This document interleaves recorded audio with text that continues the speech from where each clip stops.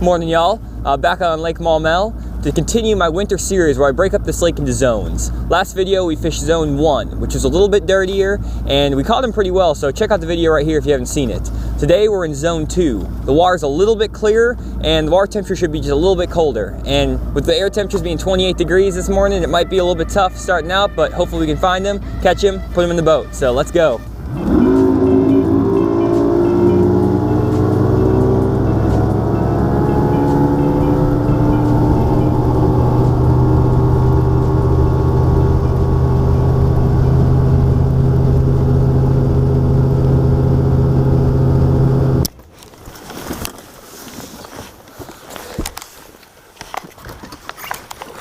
Okay, so it's been about 7 hours since I last talked to you guys, and you probably just saw an abbreviated illustration of all the spots I've been fishing.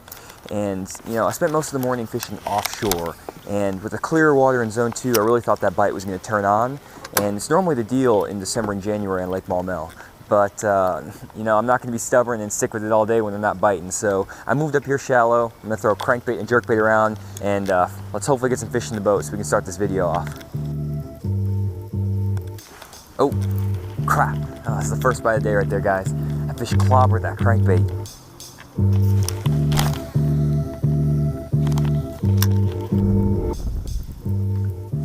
Golly, there's another one. He just crushed it and didn't get it. I think I need to switch it to a jerkbait right now. A lot of times in the winter when these fish are swiping at these crankbaits and not getting the hooks, you can throw that jerkbait in there which has an extra treble hook on it, and you can get those fish that aren't committing to the crankbait.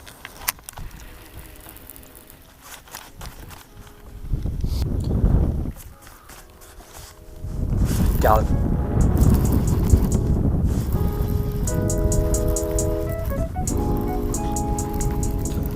There we go. On the jerkbait, finally got a fish. I got 4 bites down on this spot. Right away on a crankbait. None of them were committing, so I picked up this jerkbait. First cast in there. Probably a little guy, but it's a fish.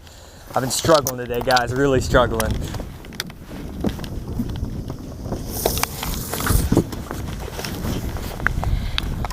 Put that guy in the live well. Golly, finally. I've been fishing all day. Finally pulled up on a spot that has some fish on it. I fished a 35 foot of water, an Alabama rig and a big jig, spooned, threw a crankbait, literally everything I could think of.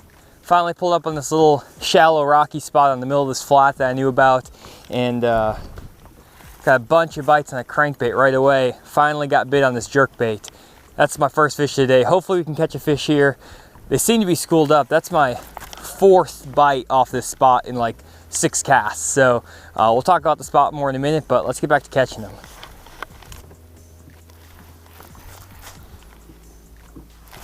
Got him. Another one.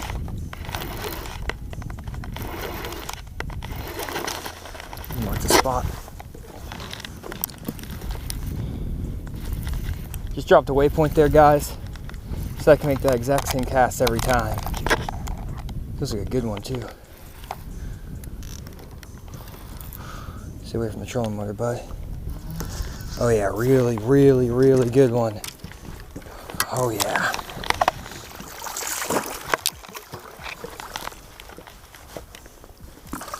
There we go. Oh, 3.5 pounder right there on that KVD / jerkbait. They're grouped up down here, guys. Oh, really awesome fish. I just let that thing sit for probably about 5 seconds, and then I just saw my line just take off and he grabbed it. Awesome fish.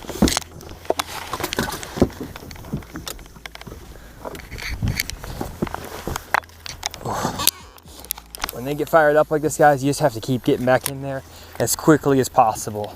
I had 5 bites now off this one spot, and I mean, they're just on one particular cast. I just cast around, made 5 or 6 casts, kind of got away from the spot a little bit.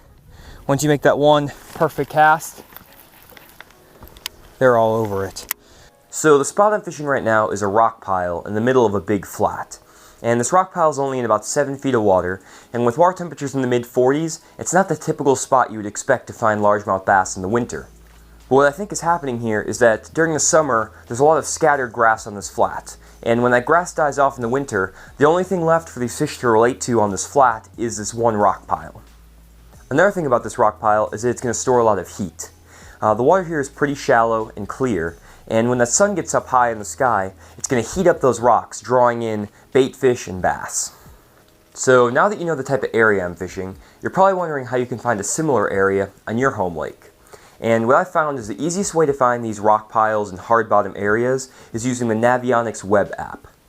So what you can do is go to navionics.com and then click on the web app, and I'll leave a link in the description that'll send you straight to it. And then you can look up your home lake using this app, and it'll pull up a contour line map that shows you all the depth changes on your home lake. So one quick tip right away when you pull up the app is to go to the bottom left corner and click on this little circle down here and change the map to the sonar charts. This will give you the most up-to-date and accurate maps that you can find on this web app. So here's the spot I was fishing today, and here's where that rock pile was. And if you look at the contour lines here, you can see that there's actually an area where there's no contour lines at all, a little circular area there. And that's where that rock pile was. That's a high spot. And whenever you're looking at this web app, if you want to find a hard bottom area, look for these areas where you have a lot of contour lines coming up to a circle and then there's no contour lines in the middle. That's going to most likely be a hard bottom area, and it's where you're going to find these rock piles, where you'll find shell beds, things like that, that really congregate these fish in the winter and also throughout the rest of the year. Hey guys, so I'm back at the boat ramp, and I just wanted to quickly go over the gear I was using today. Both my fish came on this Strike King KVD jerkbait, and I'm pretty particular on my jerkbait fishing on the type of line I use, colors, hooks, everything. So I just want to run through that with y'all real quick so you know what I'm using. So for today I was throwing the Chrome IU color in the Strike King KVD jerkbait, and as far as colors go, I really choose my colors based on the weather conditions and the water clarity. When you have really sunny skies, I prefer to use chrome colors, especially when the water is really dirty. In this sunny conditions, this chrome throws off a lot of flash in the water and really attracts those fish. But when you're fishing in really clear water and it's sunny, I like more translucent colors like this Pro Blue. It just seems a little more natural to those fish and I get a few more bites. When I get really cloudy conditions, on the other hand, I really like a matte finish or a solid finish. And my favorite color, really the only color I throw in cloudy conditions, is a chartreuse shad color. And I really like this color a lot. It puts off a good silhouette in the water, and it just seems to work really well for me. And with this KVD jerkbait, I actually switched out the stock treble hooks, and you have to be careful when you do that with these suspending jerkbaits, because if the replacement hooks aren't the exact same weight as your stock hooks, it'll cause that bait to either sink or float a little bit and not perfectly suspend. So what I found with this bait is that this bait will suspend perfectly if you switch out the back two hooks with size 5 Gamakatsu round bend trebles, and then on the front hook hanger put a size 4 Gamakatsu EWG, and also put one extra split ring, a size 3 split ring, and that'll make that bait sit perfectly in the water.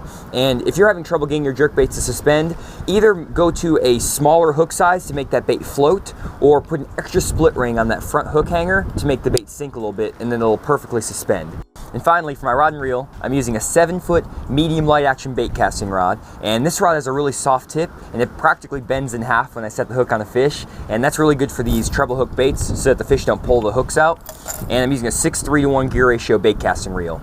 And for the line, I'm using 12-pound monofilament line, and monofilament is a must when fishing a suspending jerkbait because it doesn't sink like fluorocarbon. And if you're throwing fluorocarbon, sometimes it'll make that bait sink a little bit and not perfectly suspend. So always use mono when you're fishing a suspending jerkbait. So it was pretty tough today in zone 2, but I did manage to catch a couple nice fish, and I feel like I learned a few things that I'll be able to take into zone 3 tomorrow to put a good bag in the boat. So I hope you enjoyed this video, and if you did, hit like and subscribe down below, and also leave a comment if you have any questions about what I was doing.